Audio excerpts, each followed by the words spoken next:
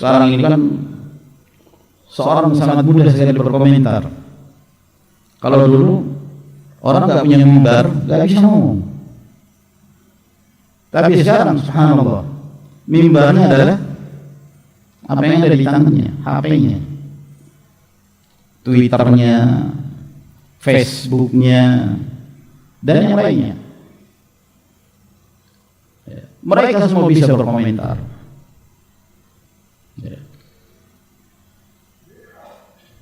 Orang-orang yang disebut sebagai deterjen atau netizen, beda tipis saja sebenarnya. Ada persamaannya deterjen dengan netizen, sama-sama jadi tukang cuci. Kalau deterjen itu cuci pakaian, kalau netizen cuci otak, brainwash. Kata mereka the power of netizen, kekuatan ada di tangan netizen. Kalau netizen sudah ngamuk, itu biasanya orang sudah ketakutan. Ahlus sunnah wal jamaah tidak demikian, alhamdulillah. Ahlus sunnah wal jamaah kokoh di atas al-haq, berapapun jumlahnya, walaupun tidak ada pendukungnya. Kenapa? Karena mereka selalu berjalan bersama dengan al-haq. Al-jama'atu ma wafaqa al-haqqa wa in kunta wahdak. Jamaah itu yang sejalan dengan kebenaran walaupun kamu sendirian. Ya. Tapi orang-orang tidak memiliki prinsip ini takut sama dengan warga netizen itu. Takut diberi komentar, dislike, takut diberi komentar macam-macam, takutan. Ahlul haq tidak demikian.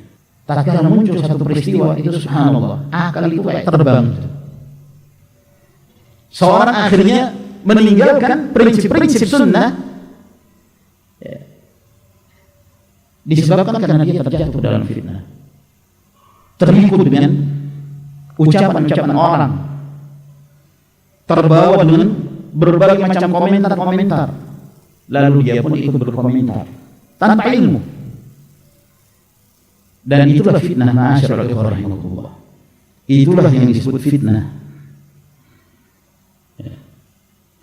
Ketika muncul satu peristiwa lalu kemudian manusia ini mengikuti sesuatu tanpa prinsip-prinsip yang jelas, mereka tidak terbimbing dengan bimbingan para ulama sunnah, maka yang terjadi adalah fitnah. Yang terjadi adalah fitnah. Oleh karena itu, dalam berbagai peristiwa, ma'asyiral ikhwah rahimakumullah, dalam perkara apapun, Ahlus sunnah wal jamaah senantiasa merujuk kepada ulama. Wa idza ja'ahum amrun minal amni awil khawfi adha'u bih walau radduhu ila ar-rasul wa ila ulil amri minhum la'alimahu alladhina yastanbitunahu minhum. Apabila datang kepada mereka satu perkara, satu peristiwa dari perkara yang mendatangkan rasa aman atau dari perkara yang mendatangkan rasa takut, kalau dikembalikan kepada keumuman manusia, ada ubih, mereka sangat mudah menyebarkan. Mereka sangat mudah menyebarkan berita itu tanpa mengetahui dampak buruk yang akan terjadi. Ketemu orang, sampaikan. Ketemu lagi, sampaikan. Apalagi sekarang, sebagaimana kita sebutkan, ya, dengan berkembangnya alat komunikasi antara satu dengan yang lain, begitu mudahnya seorang menyebarkan fitnah, dibaca oleh yang lain, seluruh dunia membacanya. Ini fitnah yang besar. Adza'uli, begitu mudahnya mereka menyebarkan perkara itu.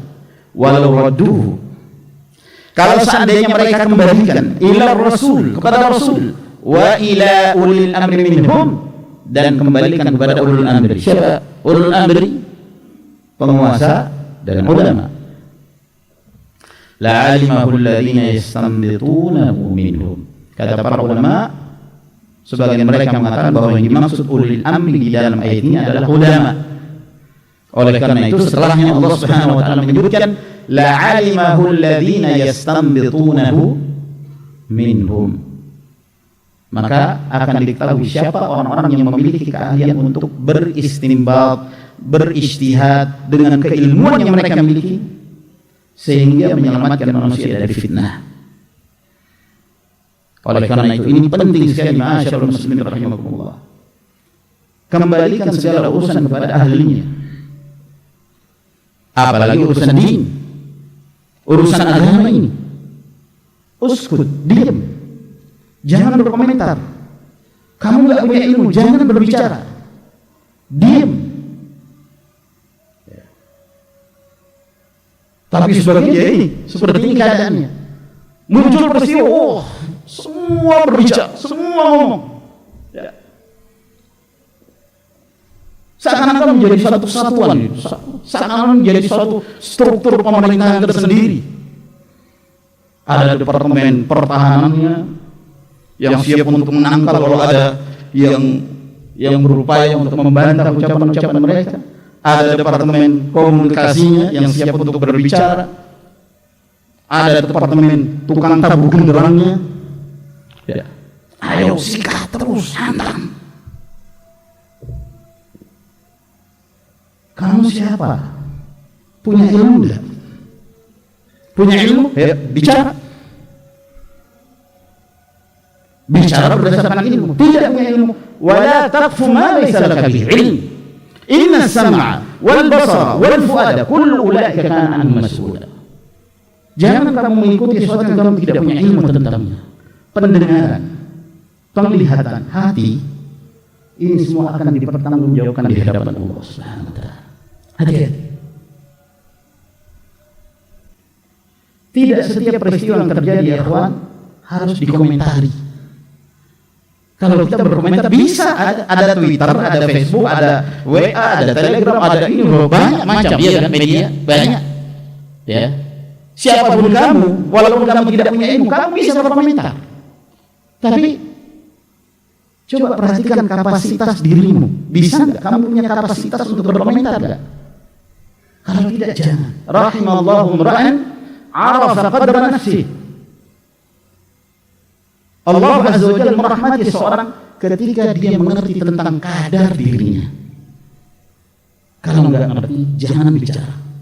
Kalau enggak tahu, jangan jadi sok tahu. Itu lebih aman. Kembalikan kepada ahlinya, itu lebih baik. Kenapa?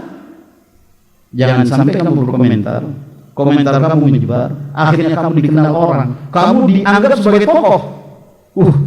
Sulit untuk kembali kepada kebenaran loh itu.